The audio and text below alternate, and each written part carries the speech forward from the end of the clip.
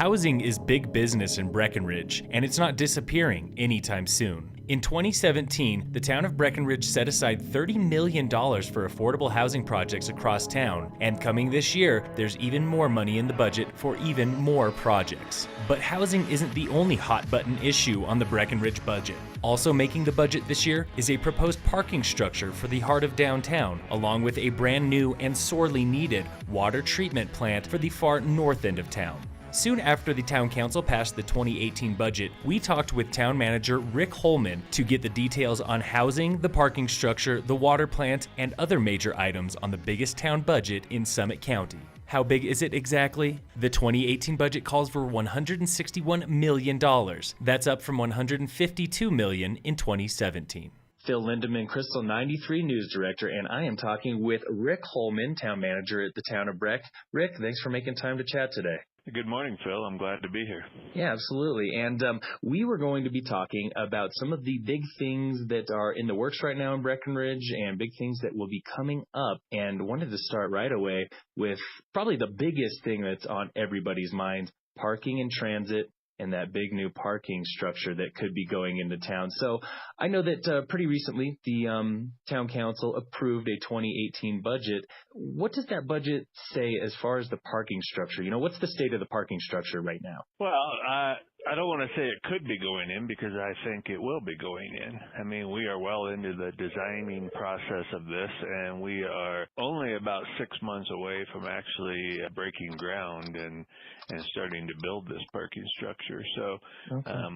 I think this is a done deal. We do have it in our 2018 budget for this to occur, and we're really excited about it. So people will get a taste of, maybe a little more concrete idea of what's going to be going in there and what's kind of in the works. Yeah, no pun intended, the concrete idea. There is a lot of concrete in a parking structure. But yeah, they will get to see it. And it just, for those people that don't know, it's a 400 space structure. So it'll be just a little over 300 new spaces, and it's going to straddle the area of land kind of in between what's called our F-lot parking lot and the Tiger Dredge lot, which is located at the front of the Riverwalk Center. Okay. Right, both right off Park Avenue. So still, plans are still to have it right there in town, easy access to the mountain, easy access to downtown, all that good stuff. Yes, and we are building a nice transit component into the structure because we want the ability to bring at least 3 buses at a time coming from different directions into the front of that facility right off of Park Avenue. So Okay. We really want it to be convenient for our transit riders too.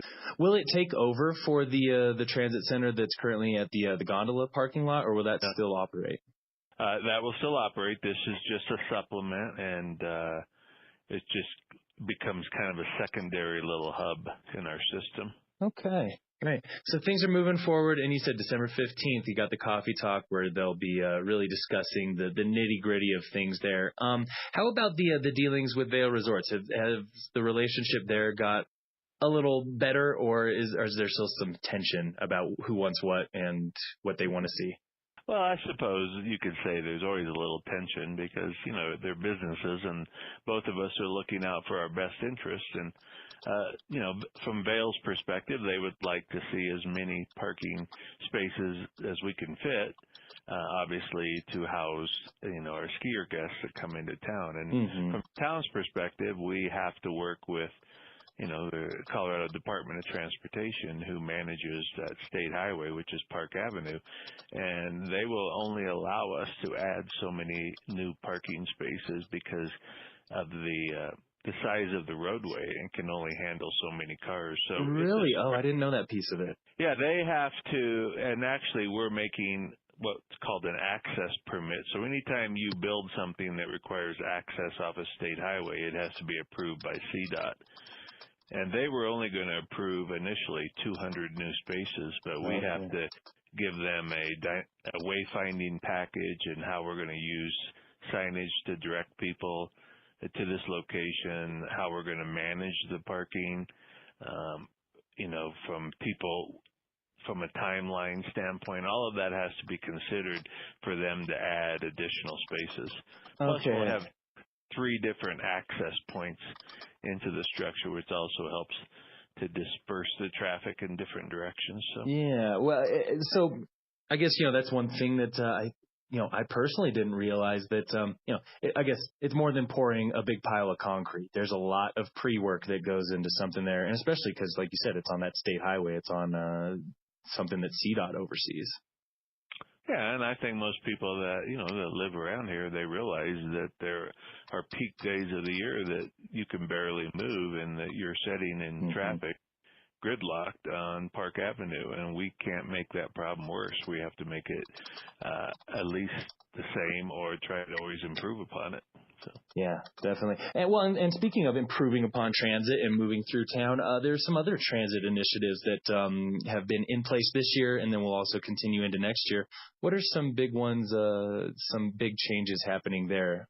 Obviously, town contracted out for the parking control. What else is being done? For the last few years, parking and transportation has just been a major focus of ours, and we have to look at how are we going to make this better. I think, we've sensed certain frustration amongst our locals that go, enough is enough. We need to put a gate up at the edge of town. We're getting too many people. And those are common reactions that we understand, because the people are moving to Colorado. I mean, everybody hears the numbers of, 10,000 people a month moving into the state, and 80% of those are moving in the Front Range. And what do they do on weekends, right? They all want to recreate in the high country, and that's why they moved here. So the numbers that we're seeing coming in on the highways keep increasing. It's very interesting, Phil. The October traffic counts at the Eisenhower Tunnel are the same as what we would typically 5 or 6 years ago would see in January and February. Wow, in the thick of ski season. Yeah, and that's in October. So that shows you the type of vehicular traffic that we are getting into town. So we cannot build our way out of this problem. We cannot just build enough parking spaces. We have to also look at how do we get people out of cars? How do we capture people at the edge of town? How do we provide a robust transit system that moves people around? Shuttle systems. How do we get, when guests come here, we want them to get out of their car, and we want it to be easy to walk. Our town is not that big. You can walk 2 blocks from many of the bed bases, and you're in the core of town. But we have to make that easy for them. So for the past year, we've replaced over probably 200 street lights with higher lumen LED lights that are downward casting, but they project a bigger light space to make it comfortable. Was the southern stretch of Airport Road one of those places? Okay, I thought so, because it looks brighter. It feels brighter down there. Yeah, it just makes it feel a little safer and more comfortable for people that aren't familiar. We have done a little more on some sidewalks that are notoriously not safe and ice up because of where they're located. We're heating more sidewalks to make it safer and more comfortable for people to walk. And we've probably doubled our transit system. That's a big one. I can tell you, in 2015, the budget for our free ride transit system that the town operates was $2.5 million. Well, in 2018, it's $4.4 million. Wow, doubled. That's how much that transit has grown. We are going to celebrate this month for the first time ever reaching 1 million riders in 1 year in our transit system. Wow. And that's a big deal. We're seeing 20% increase in ridership year over year. Well, and I know that getting people out of cars at locals that now, I mean, we knew that going to paid parking a year ago was not going to be an easy pill to swallow, but it has allowed us to manage parking in the town, and employees and others that have the opportunity to ride the bus, they're riding the bus now. And it's freeing up parking for our guests on Main Street so that cars aren't circling around looking for. All of those things impact traffic. Yeah, absolutely. Well, and on top of it, I know that along with just the increased ridership, you guys have added services for transit.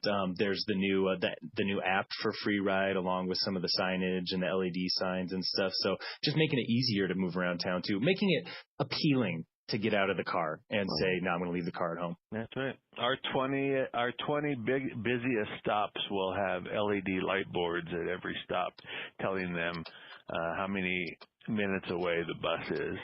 People can download my Free Ride app on their phone, and they can, if they're riding the purple route that goes through the Wellington, they can track that bus on their phone and see it coming down the street and know to walk out to their stop because it's a block away. Yeah, which is, I mean, I've used it already myself. It was one of the services that I loved with Summit Stage, and I was happy to see it come to Breck Free Ride.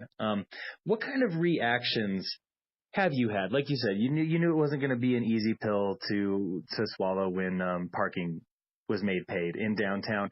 But now that it's a couple months in the past, what kind of reactions? Have people kind of settled down, realized, all right, it's just the new normal. It's just the way that it's going to have to be. We've been talking about it for so long that I think many of our residents and business owners figured someday this is going to happen. Mm-hmm. But actually, I think because we worked so hard and we developed a task force that was made up of community members and business owners, et cetera, to help spread the word, that it was probably one of the easiest transitions that anybody could go through when they implement paid parking. Great. We got way more praise than we got complaints, which was shocking because I think always a nice change of pace. Yeah, it was. And that's not to say that there are still people that don't like it, because nobody likes to pay, of course. Mm-hmm. But we kept it so cheap that hopefully people say, for 50 cents, most of the time I can do what I need to do. Yeah, and to be honest, that's what I hear from my friends too. They're like, you know what? Why wouldn't I? Why would I pay a $35 ticket if all I need to do is 50 cents? And sometimes it's worth it just to know that there's a spot to park. And we have that now, and we didn't have that before. Absolutely. It was never about making money. It was about managing the parking. So that's why we kept it as cheap as possible. So great. And there's always little bugs that you have to work out in the system, and we constantly are dealing with that. And so we keep trying to improve upon it. And the more people use the parking app on their phone, the easier it is. So, I think it's a success. Great. Switching gears now, along with transit, some other big changes that are coming, a massive rec center renovation. Give me the rundown on that. Exactly what will be included in it, when's it coming, dollar tag, all that good stuff. Well, our rec center is over 25 years old, and it was still a very good rec center, but it needed a little bit of a facelift. And we've been looking a lot at how we expand. For the last couple of years, we have explored, knocking out some walls and adding on to it because we wanted to increase some of our programming space. And honestly, even the staff that are officed out of the rec center are kind of packed in there like sardines. Mm-hmm. So there was a number of things we needed to do. And we've always struggled with, we had a large 15,000 square foot indoor tennis center that held 2 full-size courts. But we have a strong tennis community that are very vocal, and that's a very important asset for them. Mm-hmm. So the easiest thing for us to do, and probably the least expensive, although it was still a very pricey renovation, was to build a new standalone tennis center, and that freed up all that indoor space. And then we decked it, and it gave us 17,000 new square feet that we didn't have before to program and kind of redo everything. And so we're probably about halfway through. We're with the new tennis center, or with the renovation? Well, the new tennis center should be open. It's all open. I thought so. It looked like it was open when I was.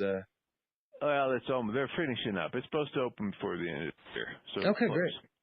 Yeah, And then we're going to see we're supposed to by Christmas open up the new kind of renovated cardio weight room area to the public on the indoor part, which is going to be a major change. And then we've done this in stages, moving people around from a new area so that we could keep everything operational during this. Mm-hmm. So the final thing will be done by early summer, late spring. Okay, great. But like you were saying, that whole the whole rec center, the whole renovation will be completed in less than a year. Yeah, okay. It's a great project. We're really, really excited about this, and it's going to be nice. Yeah, well, and again, the public feedback on this one. I personally use the Breck Rec Center, and I enjoy it, but I think I'm like a lot of people and was like, man, I could do with a little more arm room or a little more breathing room. It's getting a little packed in here. Yeah, and it is, and it just goes hand in hand with feeling busier and having more people around. So yeah. Sure, and never a bad thing to have a popular rec center. It's always good to better that than having a big swimming pool with one person in it or something. Yeah. Okay, great. So big rec center renovation. And what was the cost of the renovations by the time it's all tallied up? $17.2 million. Okay. Great. Yeah. And that includes you can't do anything cheap anymore, right? No, not at all. And if you were to do it cheap, then it probably wouldn't be standing in the next 10 years. All right. And then finally, of course, more construction news. You were telling me earlier in 2017, Breckenridge had about $30 million of affordable housing projects in the works. What's the status of a lot of these? I know things are coming together real quick all across town.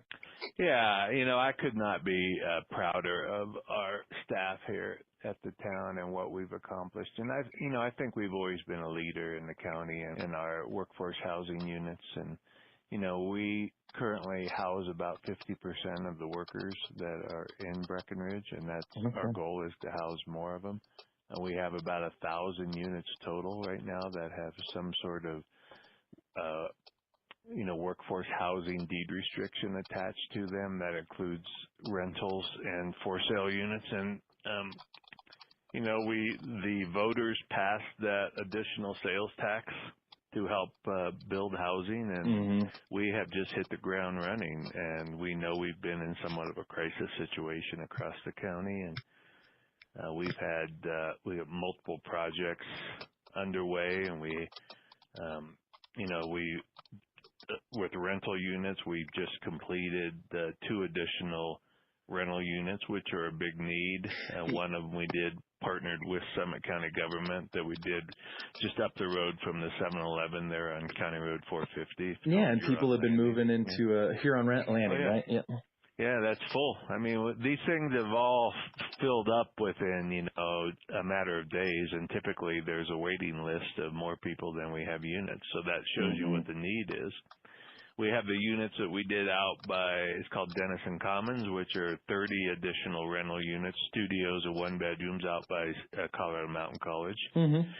And then just south of those is what we call Blue 52, which is 52 for-sale townhome units that are almost all under construction if you go by there. And the first phase of those 17 units, we did a lottery drawing, and those we had, again, 45 people on a wait list for 17 units. Okay. So we did a lottery drawing, and we're going to be closing on the sale of those first 17 units starting in the next couple of weeks. Very cool. And you said you had those 17 units, and how many people applied? Over 40?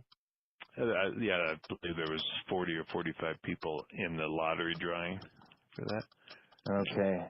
Yeah, and like you said, the need is there, especially with rental units. How many rental units were currently? Was there a little bit of a discrepancy between the number of for sale affordable housing units and the number of rental affordable housing units in town?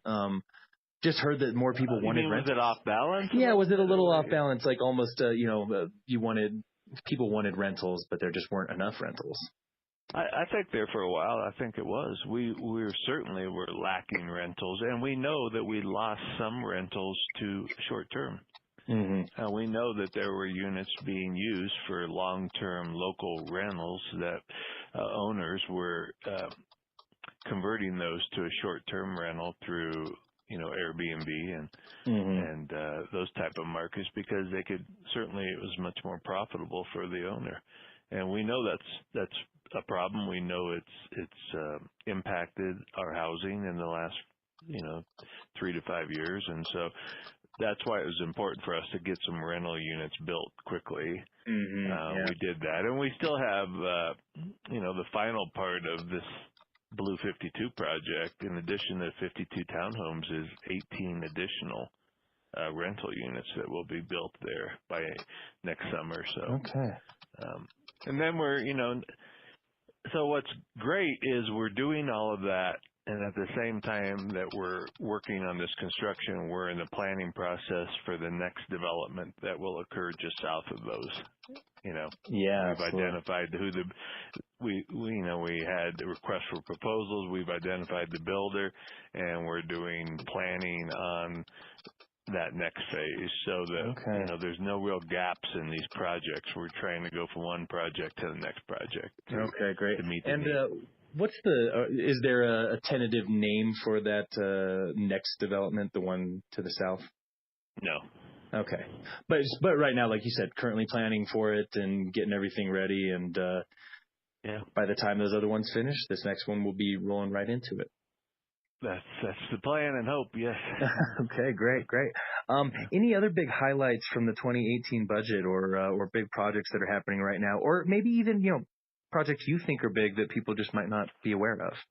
The community is going to see us actually coming out of the ground in 2018 on our new water treatment plant, and it's certainly something we've been talking about, and we've held community meetings with people for the last 4 years.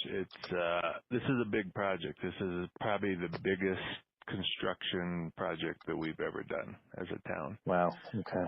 So it's a big deal. It takes a lot of planning. We are going to come out of the ground and start that. It's where the old Bear place was, right there at the Fairview roundabout as you come in to Breckenridge from the north. I used to live there on the Shekel neighborhood anyway, so I drove past it every day. You may notice that has been demolished and cleared and flattened out, and so everything's ready. So this spring we'll be working out there, and we have water is one of those things you take for granted, but it's also, if it's not there, it's something you notice. And we've, most of our water storage occurs at the tarn there in Blue River, but which is in serious need of repair, right? Yeah, it is, and so we can only keep that at about 2/3 of the level that it needs to be at, and so. With this, we haven't had a lot of snow this winter, and so the river flowing through Breck looks dry right now, and people are complaining and wondering what's going on now. Some of that has to do with just a lack of snow, but it also, there's water flowing, but it goes underground through there, and we can't keep as much water stored right now in the tarn, which means we can't release extra water down through the river. So something that we look at daily and we talk about, and as we build this water plant, when we have a water plant now north of town, it's going to allow more water to flow through town on a regular basis once that's operational in a few years. Great, and like you said, work begins on that this spring. Yep. Coming up right away. This spring, any estimate on when it'll be finished? Is that a multi-year? It's about a 2-year project. Okay. Yeah. Great. Rick, that was about the last thing that I had for you. I think we covered some big stuff, some big projects, and of course, always big things happening now and big things coming to Breck in the future. Well, yeah, we're lucky that things are going well and people are coming, and that we're fortunate enough to be able to do some of these things that, certainly create better opportunities for all and amenities for the people that live and work here in Breck. So it's exciting. Exciting times, with all the frustrations that come with boom times, there's also, the promise of, hey, things will just be that much better and cooler in just a little bit. Great. Well, Rick, thanks for making time to talk. Phil Lindeman, Krystal 93.